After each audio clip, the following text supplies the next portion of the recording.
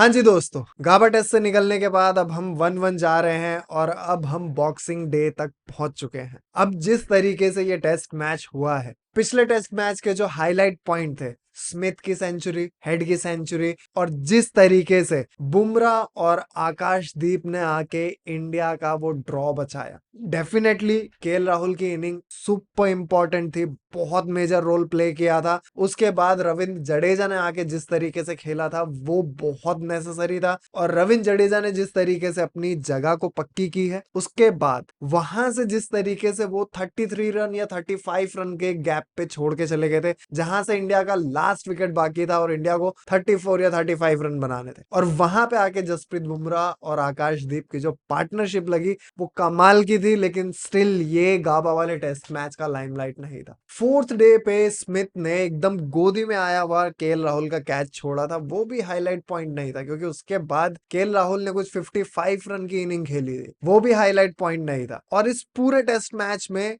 18 rain stoppages थे, ये भी लाइमलाइट नहीं था। पूरे टेस्ट मैच का लाइमलाइट था अश्विन अन्ना का रिटायरमेंट। सबसे ज्यादा हॉट टॉपिक ये बना, सबसे ज्यादा बातें इसके बारे में हो रही है, और मिड सीरीज के बीच में रिटायरमेंट लेना ये डेफिनेटली कुछ कंट्रोवर्सीज क्रिएट करता है, कुछ क्वेश्चंस अराइज करता है। और पिछले कई वीडियोस से मैं जब वीडियो बना रहा था, मैंने आपको दिखाया कि किस तरीके से न्यूजीलैंड वाले टिम साउदी को फेयरवेल दे रहे। टिम साउदी ने भी टेस्ट मैच से रिटायरमेंट लिया, सेम टाइम पे लिया, लेकिन न्यूजीलैंड के क्रिकेट बोर्ड ने किस तरीके से टिम साउदी को एक फेयरवेल दिया, इंग्लैंड वालों ने किस तरीके से एक फेयरवेल दिया, एक गार्ड ऑफ ऑनर बना के टिम साउदी को लास्ट मैच में वो जो फेयरवेल मिला है वो एक्स्ट्रा ऑर्डिनरी है। ऑल्दो टिम साउदी एक लेजेंडरी स्टेटस पे नहीं, उनको लेजेंड्स में लोग नहीं गिनते, बट न्यूजीलैंड क्रिकेट ने उनकी वैल्यू की। और हमारे यहाँ पे क्योंकि हमारी कंट्री में अश्विन अन्ना ने 500 के ऊपर विकेट ले लिए, लेकिन स्टिल वो लेजेंड नहीं है, और शायद वो धोनी नहीं है, शायद वो सचिन तेंदुलकर नहीं है, शायद वो कोई और बड़ा नाम,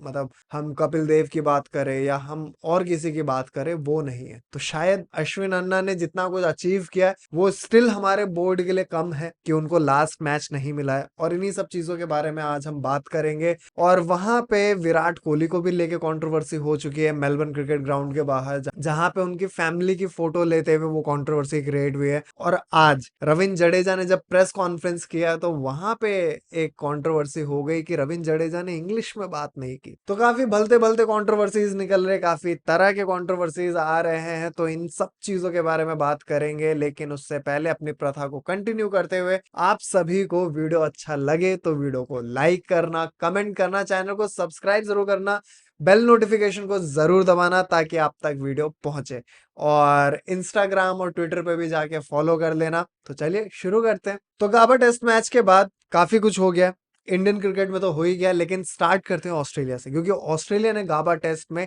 कमाल खेला। और ऑस्ट्रेलिया वालों का जो एक मेजर कंसर्न था कि इंडिया ने मैच को ड्रॉ कर लिया, ऑस्ट्रेलिया ड्रॉ होने के बाद भी जब हमारा लास्ट विकेट आउट भी हो गया था, हमारे 10 विकेट पूरे के पूरे आउट हो चुके थे, उसके बाद भी ऑस्ट्रेलिया हमसे 193 रन से आ गया था। लेकिन ऑस्ट्रेलिया वालों को समझ में ही नहीं आ रहा था कि हम सेलिब्रेट किस चीज को कर रहे हैं, और हमारे यहाँ के भी कुछ लोगों को ये नहीं समझ में आ रहा था कि इंडिया का ड्रेसिंग रूम इस तरीके से सेलिब्रेट क्यों कर रहा है। तो इस पे हम बाद में बात करेंगे। लेकिन ऑस्ट्रेलिया ने जिस तरीके का क्रिकेट खेला, कमाल का क्रिकेट खेला। अगर फिफ्थ डे भी पूरा होता, बारिश नहीं आती और मैच पूरा होता, तो हमें शायद ज्यादा चांसेस तब भी ड्रॉ के थे, लेकिन फिर भी एक बार को रिजल्ट हमें शायद देखने को मिल जाता, क्योंकि इंडिया चेज करने जाता, हमें तब भी रिजल्ट मिल सकता था। लेकिन जिस तरीके का क्रिकेट ऑस्ट्रेलिया ने खेला, कमाल का क्रिकेट। सेकेंड डे पे जब वो बैटिंग करने आए, उस्मान ख्वाजा और मैक्सवेनी, इन दोनों ने अपना इंपैक्ट रन से नहीं बनाया, लेकिन जितनी वो बॉल खेल के गए। स्टीव स्मिथ ने अपने इंटरव्यू में आके कहा था कि ऑल्दो उस्मान ख्वाजा,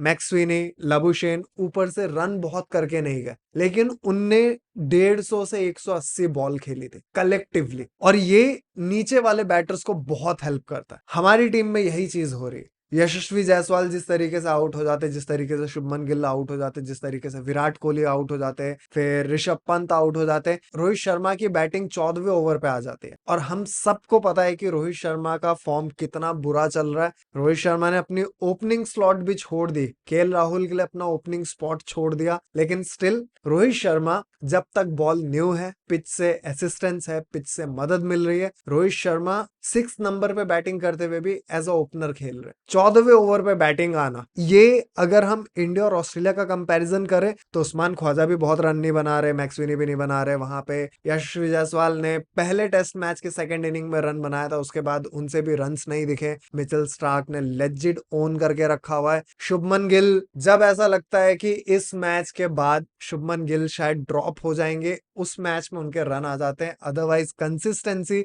बहुत कम दिखी है अब तक के शुभमन गिल के करियर में, क्योंकि शुभमन गिल को बहुत ऐसे अपॉर्चुनिटीज मिले जहां पे अगर वो अच्छा करते तो शायद आज वो जो उन्हें टैग मिला हुआ प्रिंस का, वो शायद वो और बेटर तरीके से डिजर्व करते। अब ये ओपिनियन ही है मेरा, इसमें मैं कोई स्टेटमेंट नहीं दे रहा, बट ये मेरा पर्सनल ओपिनियन है, ये मेरी थिंकिंग है, क्योंकि शुभमन गिल को हमने वर्ल्ड कप के फाइनल में भी खिलाया था। शुभमन गिल का ओडीआई वर्ल्ड कप इतना अच्छा नहीं गया था जितना जाना चाहिए। वहां पे ईशान किशन को हमने एक ही मैच दिया था, हमारे पास और भी ओपनर्स थे। यशस्वी जायसवाल के इतने अच्छे स्टैट होने के बाद भी यशस्वी जायसवाल को आज तक हमने ओडीआई में डेब्यू नहीं कराया है। तो बहुत सारी चीजें हैं, बट स्टिल जो अभी करंट सिनेरियो है वो यही है कि हमारा जो टॉप ऑर्डर है वो हमारे मिडिल ऑर्डर को बॉल पुरानी करके नहीं दे पा रहा। रन से तो चलो ठीक है, वो जो भी कर रहे वो कर रहे। आपको याद होगा, अगर जिस किसी ने भी मेरे पिछले वीडियोस देखे, तो फर्स्ट टेस्ट मैच में जब देवदत्त पडिक्कल कुछ 24 या 23 बॉल पे सिर्फ 0 रन बना के गए थे, मैंने उस 0 को भी अप्रिशिएट किया था, क्योंकि वो जितनी बॉल्स खेल के गया था वो अनकंफर्टेबल नहीं दिखा था बहुत ज्यादा कि वो अनकंफर्टेबल है, और रन बनाने के लिए वो एक होता है ना कि जब हमें पता होता है कि एक नर्वस एनर्जी है और हमें ऐसा लगता है कि हम हर दूसरी बॉल पे आउट हो सकते हैं, तो हम एक्स्ट्रा एफर्ट करते, कुछ एक्स्ट्रा करने की कोशिश करते। देवदत्त पडिक्कल उस एक्स्ट्रा करने के जोन में बिल्कुल भी नहीं था, वो 0 ही बना के गया, लेकिन वो स्टिल कंफर्टेबल दिखा था। मैं इसी चीज की बात कर रहा हूं कि जो बॉल्स कंज्यूम कर रहे हैं ऑस्ट्रेलिया का टॉप ऑर्डर, वो उनको काइंड ऑफ उनके मिडिल ऑर्डर को हेल्प कर दे रहा है। ट्रेविस हेड 13वें या 14वें ओवर पे बैटिंग करने नहीं आता है, ट्रेविस हेड आ रहा है कुछ 50-30 ओवर के बाद, तो ऑस्ट्रेलियन मिडिल ऑर्डर को वहां पे हेल्प हो रही, जहां पे बॉलर्स का गेम कम रह जाता है, नई बॉल पुरानी हो चुकी होती है और दूसरी नई बॉल में अच्छा खासा टाइम होता है। और ट्रेविस हेड को अब तक हमने देखा है 140 पे आउट होने के बाद या फिर 155 या 165 पे आउट होने के बाद, हमने जब भी ट्रेविस हेड को आउट होते हुए देखा है वो नई बॉल पे आउट होते हुए देखा, चाहे वो सिराज का बोल्ड हो, चाहे वो जसप्रीत बुमराह का डिसमिसल हो, दोनों नए बॉल पे। तो ऑस्ट्रेलियन टॉप ऑर्डर ये कर रहा है, बॉल पुरानी करके दे रहा है, और ऑस्ट्रेलियन मिडिल ऑर्डर उसने तो धज्जियां उड़ा के रखी है, खासकर ट्रेविस हेड, जिसने बैक टू बैक मैचेस में सेंचुरी मार दी है, और ट्रेविस हेड को लेके हमारे पास कोई गेम प्लान नहीं है। अभी पिछले इनिंग में, जो सेकंड इनिंग में ट्रेविस हेड सिराज की बॉल पे आउट होके गए हैं, बाउंसर पे या गुड लेंथ वाली बॉल पे, उसमें बॉलर का कोई एक्स्ट्रा एफर्ट हो या कोई एक आउटस्मार्ट करने वाली चीज हो, ऐसा कुछ मेरे को नहीं लगा पर्सनली, क्योंकि ट्रेविस हेड उस तरीके से ही खेलने आए थे तोड़ फोड़ करके, और वो kind of double edged blade है जो कि ट्रेविस हेड को भी हेल्प कर सकती थी और इंडिया को भी हेल्प कर सकती थी, तो वो सिनेरियो इंडिया के फेवर में गया। अदरवाइज ट्रेविस हेड को अगर कोई जल्दी नहीं होती तो शायद एक और सेंचुरी मार देता, क्या पता। लेकिन इन सब के बाद जॉश हेजलवुड का इंजर्ड होना, वो भी 4th डे पे, जहां पे ऑस्ट्रेलिया इंडिया पे फॉलो ऑन इम्पोज करने की कोशिश कर रहा था, उस कंडीशन में ऑस्ट्रेलिया एक बॉलर डाउन है, वो भी एक पेसर, और वो भी जॉश हेजलवुड जैसा बॉलर। उसके बावजूद स्टार्क, पैट कमिंस ने जो एफर्ट दिखाया है, जिस तरीके से उन्होंने बॉलिंग की है, कमाल बॉलिंग की है, लास्ट लास्ट में आके सिर्फ वो एक विकेट ने, जो हम कहते हैं ना कि टेल ने परेशान करके रखा हुआ है इंडिया को। बहुत टाइम तक इंडिया के साथ ऐसा होता था कि इंडिया टॉप ऑर्डर को आउट कर लेता था, लेकिन टेल से बहुत परेशान होता था, टेल को नहीं आउट कर पाता था, और ये अब काइंड ऑफ वाइस वर्सा हो गया। अब इंडिया की टेल ने जिस तरीके से ऑस्ट्रेलिया को परेशान किया है वो एक्स्ट्रा ऑर्डिनरी था। और कमाल की चीज तो ये थी कि 4th डे के खत्म होने के बाद जब इंडियन बैटर्स अंदर गए, जो हमारे नॉट आउट बैटर्स थे, आकाशदीप और जसप्रीत बुमराह, उसमें से आकाशदीप का जो कंट्रीब्यूशन था कुछ 27 रन का था, और हमारे टॉप ऑर्डर के केएल राहुल के रन बस हटा दो और जडेजा से पहले जो भी बैटिंग करना है सबके रन मिला के 27, including Virat Kohli, including Rohit Sharma, including Shubman Gill, Yashasvi Jaiswal, Rishabh Pant. ये बताता है कि हमारी टीम कितने बुरे फॉर्म से गुजर रही है। बट इन सब के बावजूद थर्ड टेस्ट मैच खत्म होने के बाद, गाबा टेस्ट खत्म होने के बाद सारी लाइमलाइट मिलती है अश्विन अन्ना को, इस पे बात करेंगे। बट ऑस्ट्रेलिया की तरफ से जो कमाल की चीज हुई, मैक्सवेनी जो कि बहुत रन नहीं बना पा रहे थे, और पिछले 4 इनिंग में जसप्रीत बुमराह जिस तरीके से आउट कर रहे थे, बहुत ज्यादा इंपैक्ट नहीं कर पाया। और एक यंग प्लेयर है, और वो भी जसप्रीत बुमराह के अगेंस्ट खेल रहा है, और ऐसी कंडीशंस में जहां पे बॉलर्स को एडवांटेज है। सीरीज इस तरीके से लाइनअप की गई थी, पहले पर्थ, फिर एडिलेड, फिर गाबा। ये ऑस्ट्रेलियंस को फेवर करने के लिए की गई थी, और इस तरीके से आइटनरी ये प्लान करने का इंटेंट ही ये था कि यहाँ पे ऑस्ट्रेलिया 2-1 के साथ मेलबर्न जाएगा, और मेलबर्न के बाद फिर सिडनी। तो मेलबर्न और Sydney kind of India Australia same page पे होंगे, दोनों को सेम तरीके का असिस्टेंस मिलेगा, वहां पे एडवांटेज ऑस्ट्रेलिया के लिए बहुत ज्यादा ना हो, और इंडिया का स्टैट भी वहां पे अलग है। एक बार फिर इंडिया के साथ वो अनबीटन वाला स्टैट चल रहा है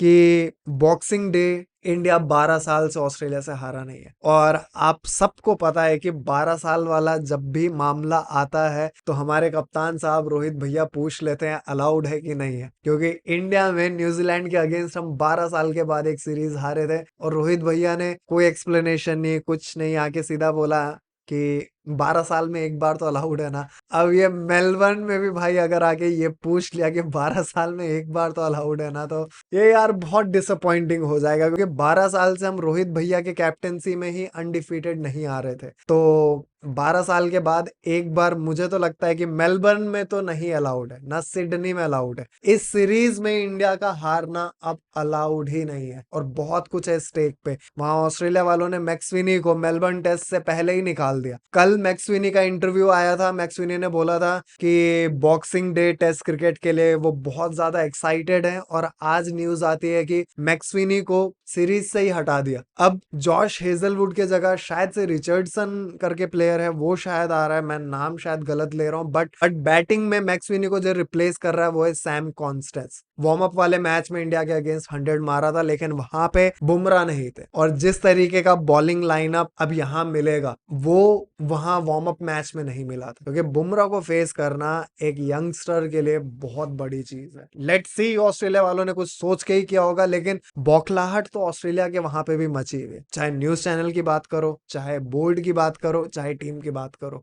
क्योंकि न्यूज चैनल वाले जब विराट कोहली की फैमिली की पिक्चर्स ले रहे, और विराट कोहली जाके बोलते हैं कि यार फैमिली की फोटो मत लो, मेरी ले लो, बट फैमिली की मत लो, और अगर ले रहे हो पहले मुझसे पूछो, क्योंकि मेरी फैमिली है, मैं अलाउ करूंगा तब लो। और ये बात इनके लिए इतनी बड़ी हो गई कि इनके सोशल मीडिया पे कैंपेन चल गए, बहुत सारी बातें हो गई, और यही लोग थे जब टेस्ट सीरीज के स्टार्ट होने से पहले विराट कोहली को फ्रंट पेज पे छाप रहे थे। पूरा पूरा दिन इनके व्यूअरशिप या फिर व्यूज विराट कोहली के नाम पे आ रहे थे, और अब यही लोग हैं जो कि विराट कोहली को मतलब कॉर्नर करने की कोशिश कर रहे हैं। और आज कमाल की चीज हुई है कि रविंद्र जडेजा का बीसीसीआई वालों ने एक प्रेस कॉन्फ्रेंस रखा, जहां पे इंडियन ट्रैवलिंग मीडिया उनके लिए मतलब ऐसा क्वेश्चन करने वाली थी, और रविंद्र जडेजा आंसर करने वाले थे। वहां पे ऑस्ट्रेलियन मीडिया पहुंच गई, और ऑस्ट्रेलियन मीडिया को पहली चीज तो वहां पे आना ही नहीं था, लेकिन समहाउ वो वहां पे आ गए, और आने के बाद रविंद्र जडेजा से क्वेश्चंस हुए हिंदी में। आप लोगों ने अगर नहीं देखा है तो जाके प्रेस कॉन्फ्रेंस देखना। रविंद्र जडेजा से सारे क्वेश्चंस हुए हिंदी में, और ऑस्ट्रेलियन मीडिया में वहां चल ये रहा है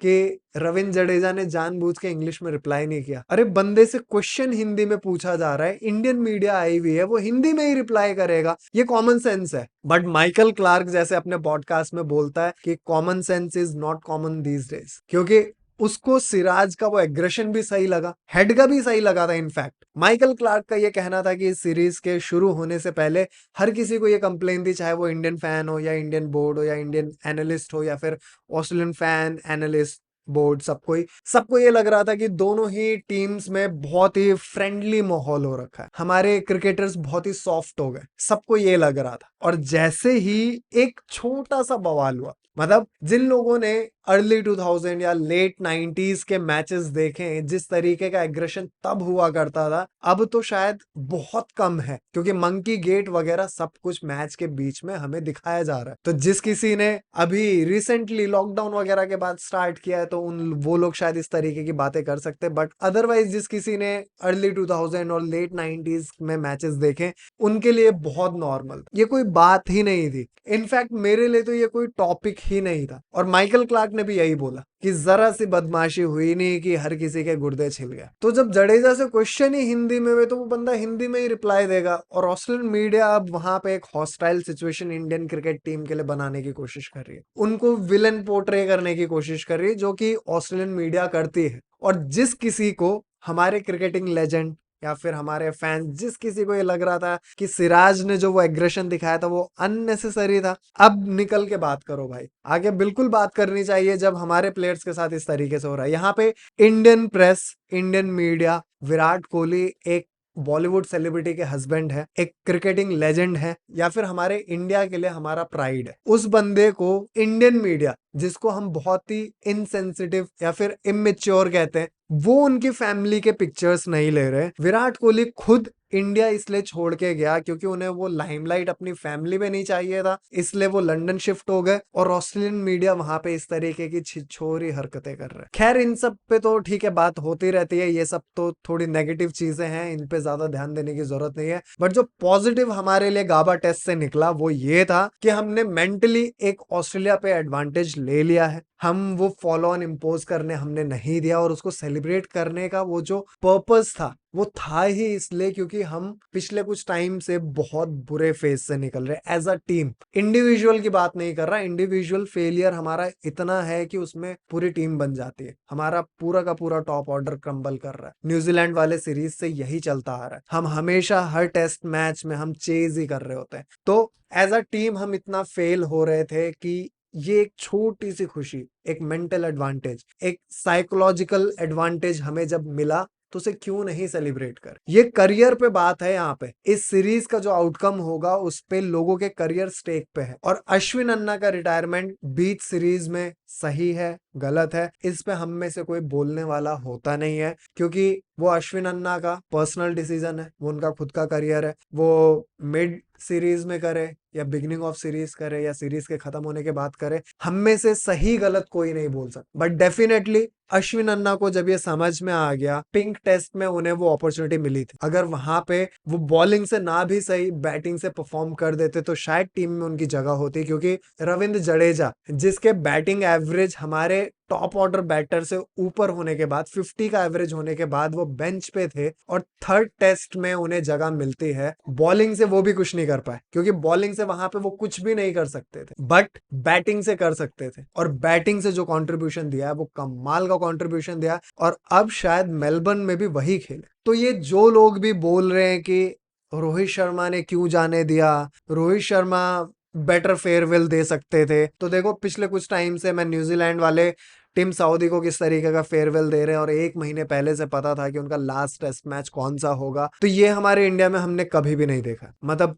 सिर्फ सचिन सर को या धोनी को छोड़ के हमने किसी और प्लेयर के लिए नहीं देखा है। तो हमारे यहाँ एक प्लेयर को वो वैल्यू कभी मिली ही नहीं जो उसे हमेशा मिलनी चाहिए। अजिंक्य रहाणे को हम इस सीरीज में लेके नहीं आए, पुजारा की टीम में जगह नहीं बनी, और बैटिंग की हमारी हालत जो है वो हम सब ने देखा है। हनुमा विहारी को देख लो आप, बहुत से ऐसे नाम हैं जिनके मैं नाम गिनाने पे आओ तो लिस्ट खत्म नहीं होगी, और वो लोग century, double century, triple century मार के वो टीम में ही कभी नहीं आ पाए। करुण नायर की मैं बात अगर करूं तो ट्रिपल सेंचुरी मारने के बाद वो टीम में नहीं आए। तो हमारे प्लेयर्स के साथ इनजस्टिस हमेशा चलता हुआ है। और ईशान किशन ने जब मेंटल फैटीग की बात करी, बहुत टाइम से इंडिया टीम के साथ ट्रेवल कर रहा था और टीम के प्लेइंग 11 में जगह नहीं मिल रही थी। बंदे ने ओडीआई में 200 मारा, फास्टेस्ट 200 मारा, और नेक्स्ट मैच में ड्रॉप हो गया। तो हमारी कंट्री में प्लेयर्स के साथ इनजस्टिस हमेशा चलता है। तो अगर मुझसे कोई पूछे कि अश्विन अन्ना के साथ इनजस्टिस हुआ है, डेफिनेटली हुआ,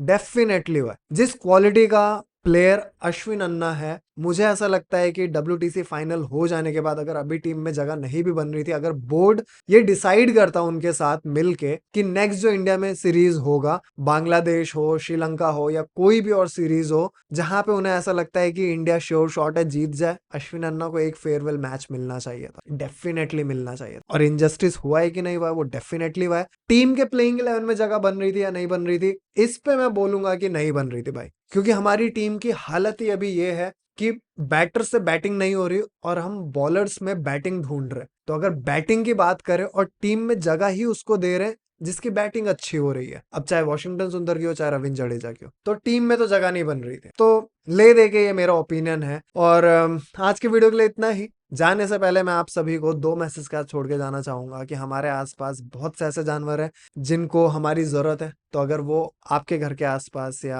आपके पास आते तो प्लीज़ उन्हें भगाएं नहीं। हो सके तो थोड़ा प्यार, थोड़ा खाना, थोड़ा पानी ज़रूर दें, उससे उनकी बहुत हेल्प होती है। और अपने घर के अंदर और आसपास पेड़ ज़रूर लगाएं। तो वीडियो अच्छा लगा हो तो वीडियो को लाइक कर दें, कमेंट करें, चैनल को सब्सक्राइब ज़रूर करें। अब हम मिलेंगे नेक्स्ट वीडियो में, तब तक के लिए bye, take care, peace out.